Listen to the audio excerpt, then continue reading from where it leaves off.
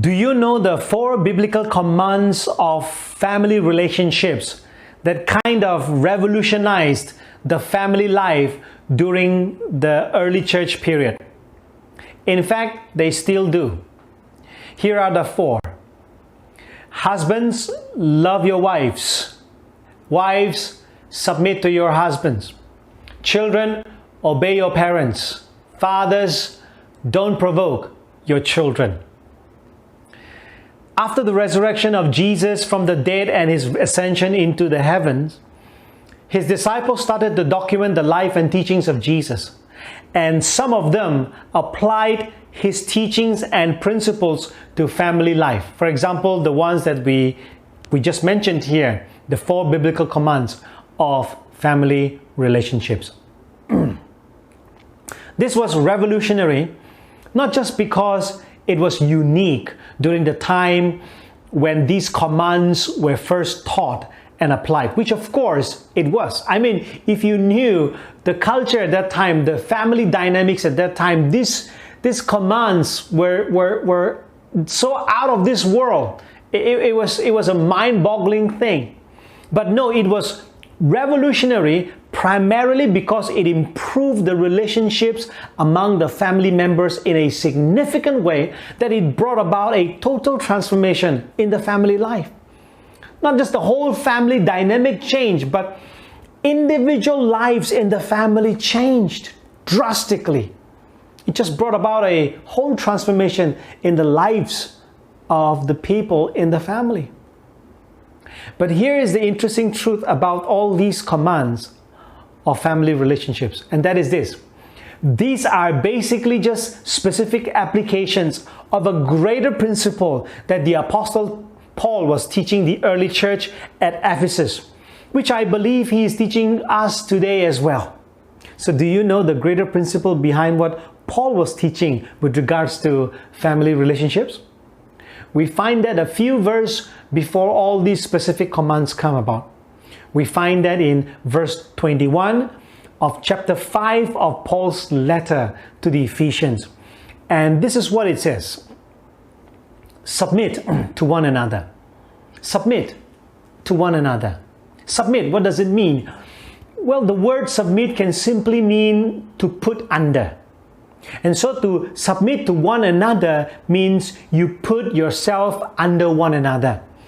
In this context, you put yourself under your family members in order to what? To bless them, in order to benefit one another. So you are basically saying this: I put myself under you, for your sake, for your benefit.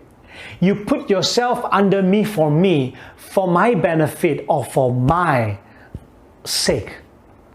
The husband puts, for example, the husband puts himself under his wife so that the wife can benefit from the husband, and vice versa. Likewise, the parents put themselves under their children so that the children can benefit from their parents, and vice versa. And there is another term or phrase for that, right? It's called what? Mutual submission. Right, that's right, mutual submission. So what are we learning here? I believe this is what we are learning here. I believe we are learning that the message of submit to one another, the message of mutual submission, is simply this: I am here for you.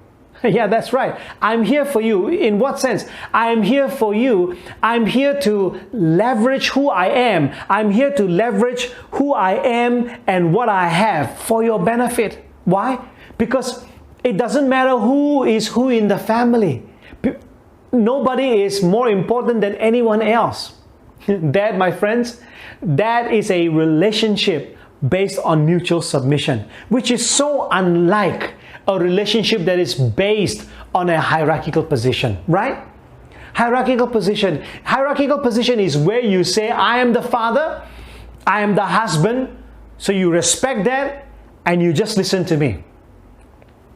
Or I am the mother, I am the wife, so you should listen to me. Or we are the parents, no choice, you should just listen to us.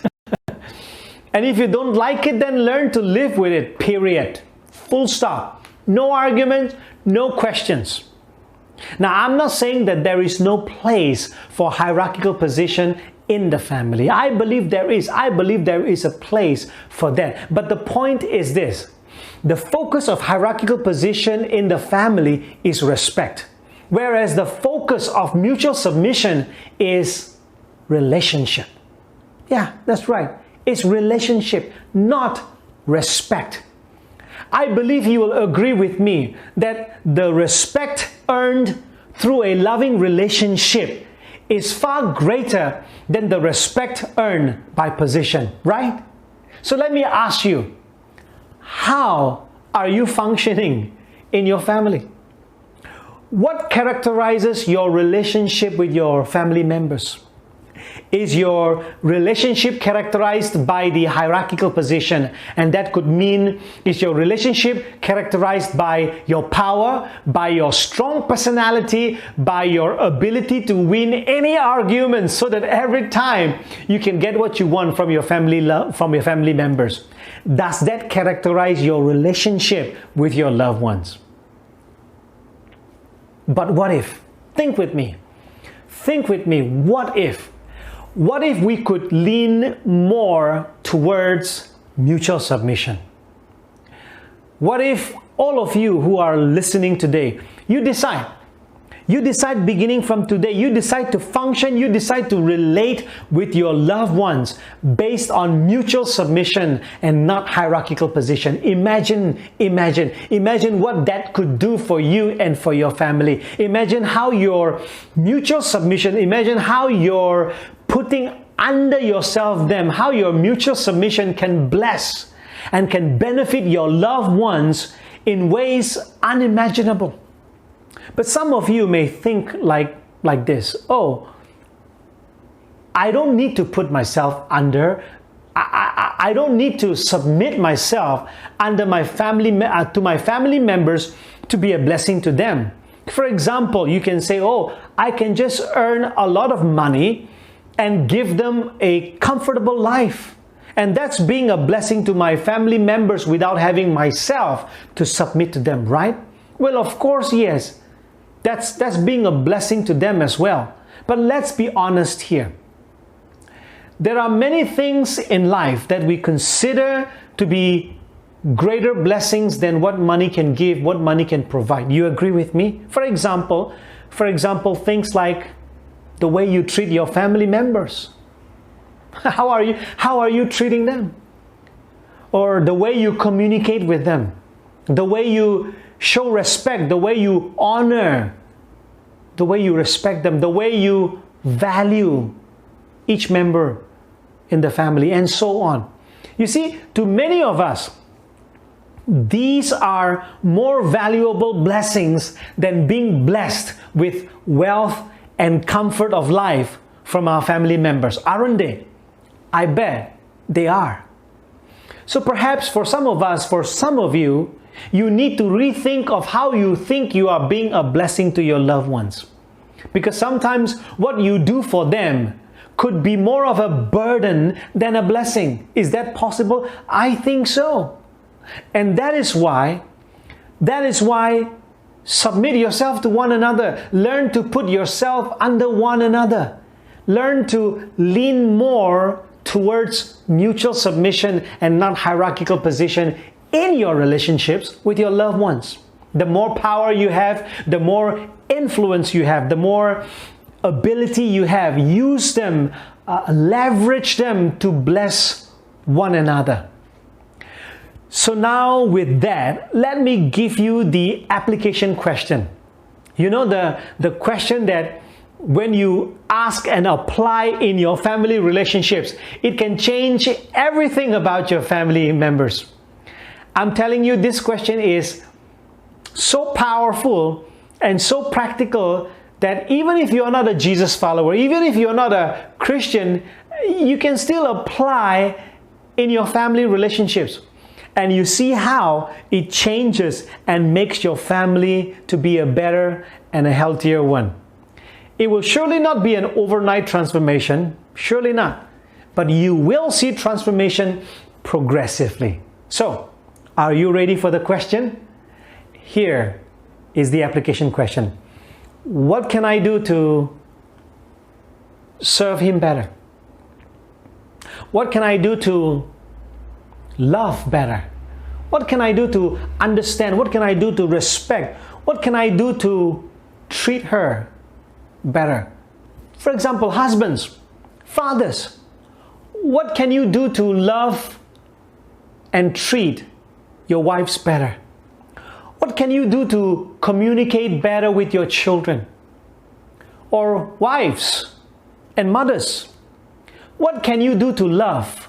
What can you do to respect your husband better? What can you do to listen and help your children better? And children, what can you do to honor? What can you do to serve and communicate better with your family or with your parents?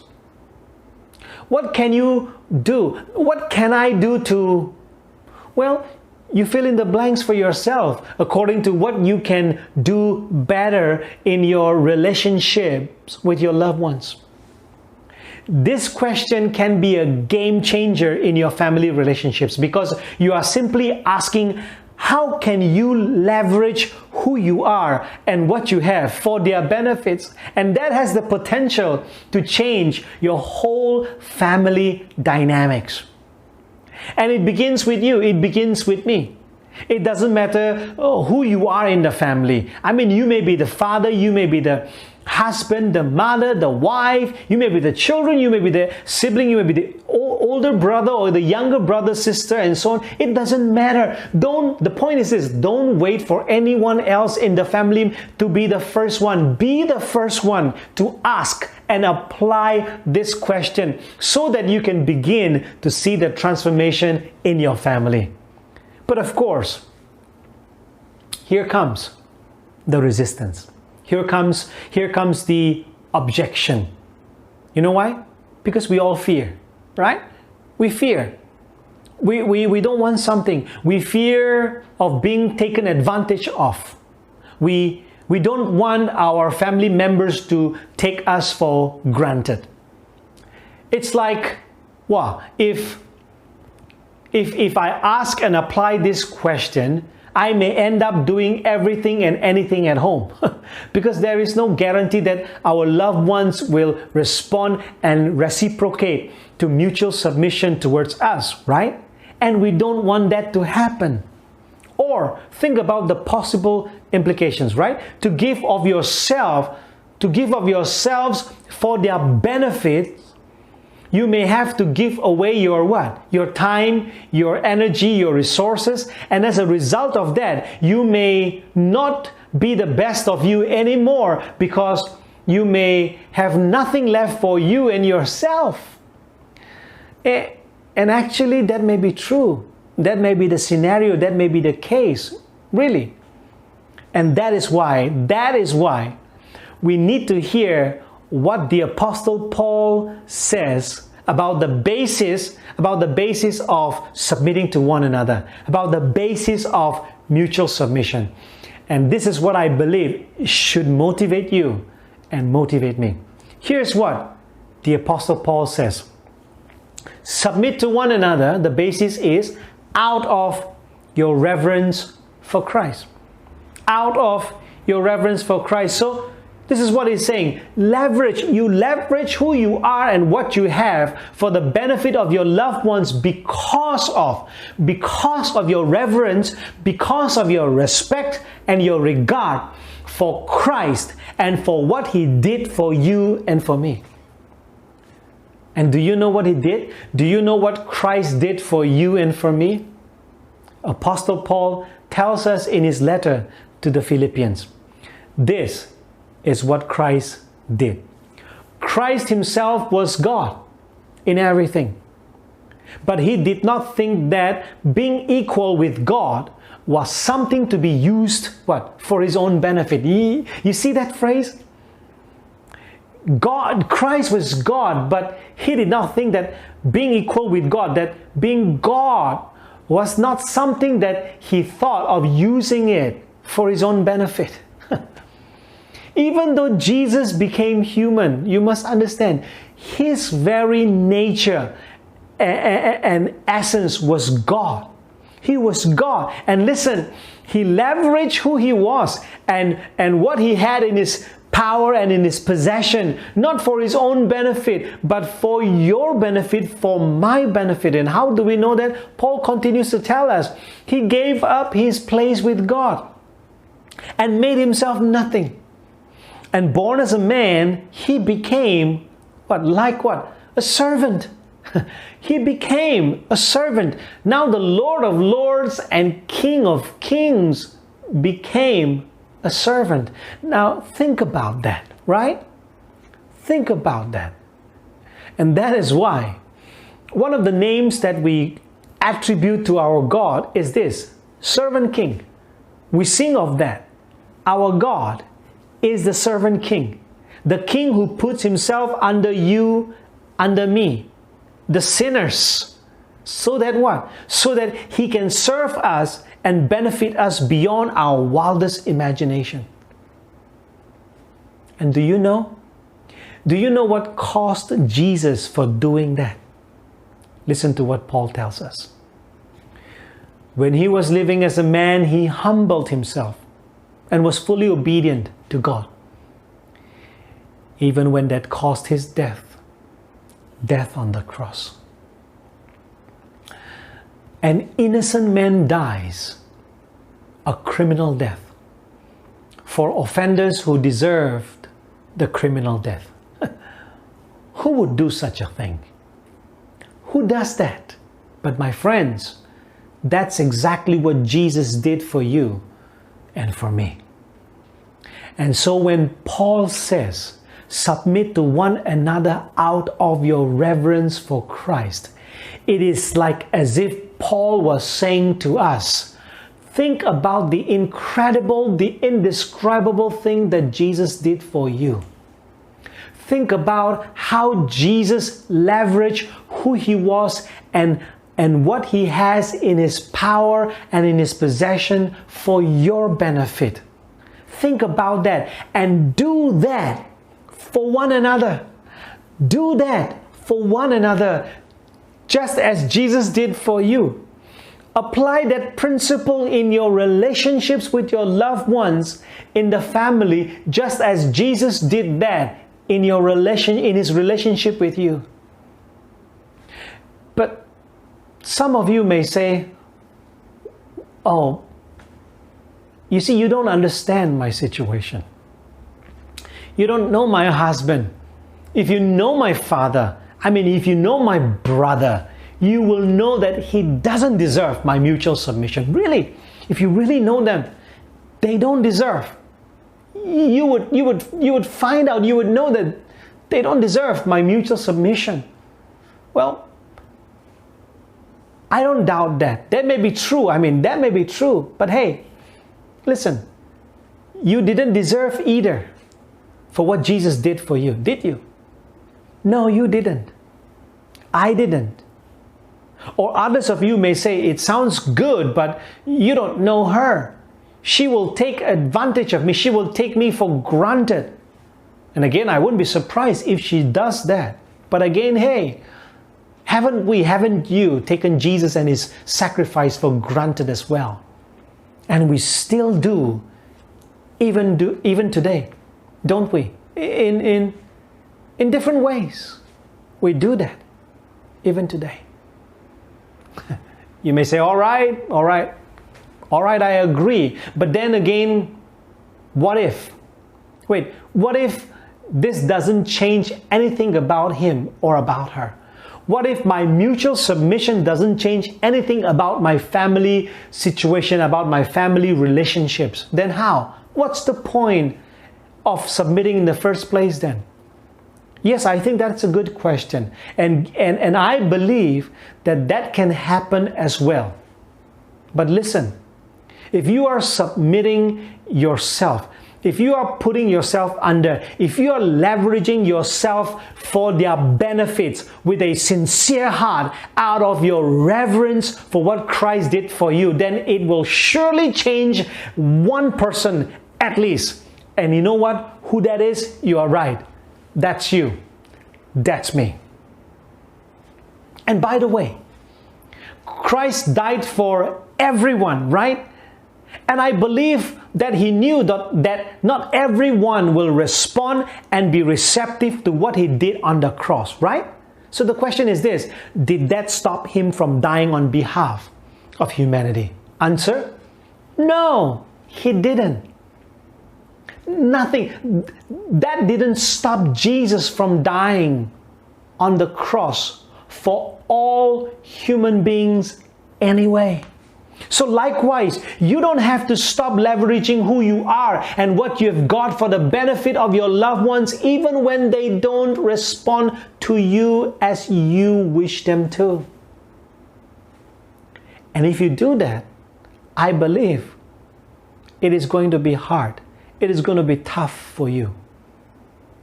But hey, listen, I also believe that your love for your loved ones will not be wasted.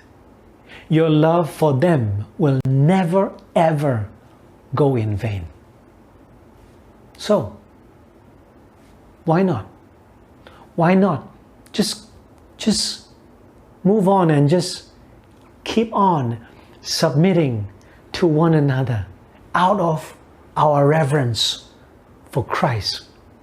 Why not we continue to learn to lean more towards mutual submission, just as Christ exemplified for us. If and when we do that, if and when you do that, you will see husbands joyfully loving your wives as Christ loved the church. If and when you do that, you will see wives joyfully submitting to your husbands as you submit to the lordship of Christ in your life. If and when we do that, if and when you do that, you will see children joyfully obeying your parents.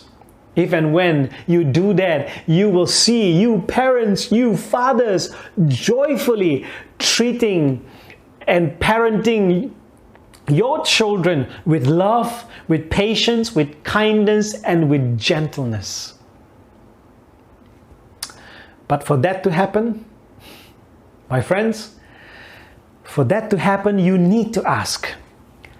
I need to ask. We need to ask and apply this powerful and practical question.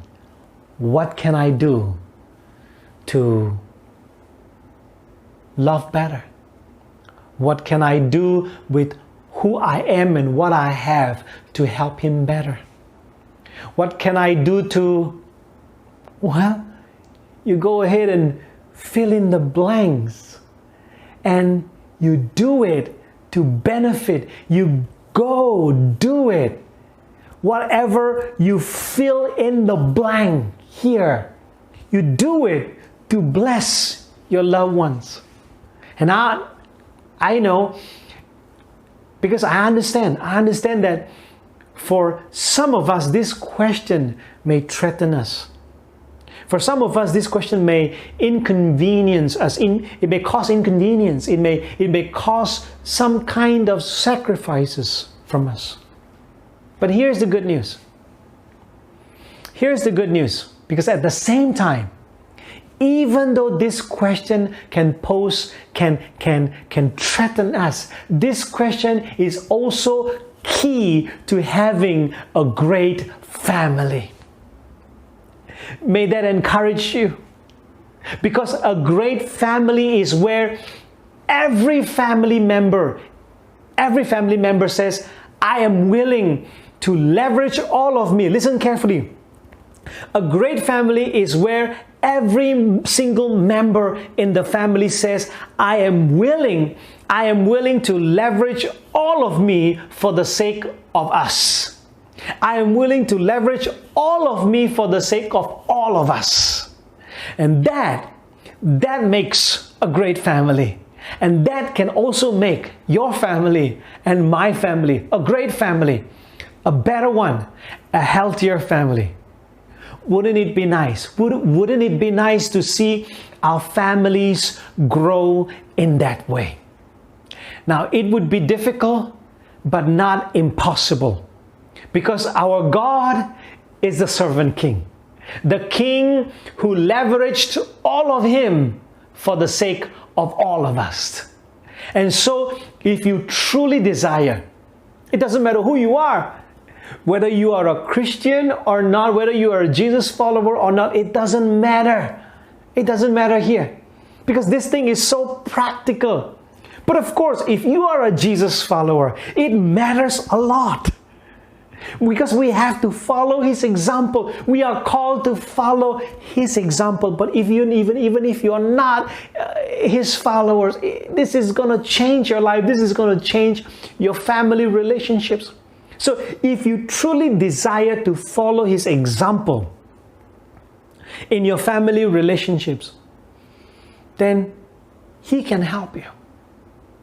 Because God will be pleased to know that you want to follow his example, and he will surely help you. So take courage and ask and apply this powerful and practical question. And the key is this: you and I, we must keep asking and we must keep applying. Because like I said earlier, it is not an overnight transformation. No. There is no such thing, overnight transformation. It is a progressive transformation. But the more you keep up asking and the more you keep up applying this question in your family relationship, the faster, the better you will see your family relationship becoming better. So, keep asking and keep applying this question. What can I do to, you fill in the blank, better? And as you do that, I pray that you will change and you will become better in your relationships with your loved ones.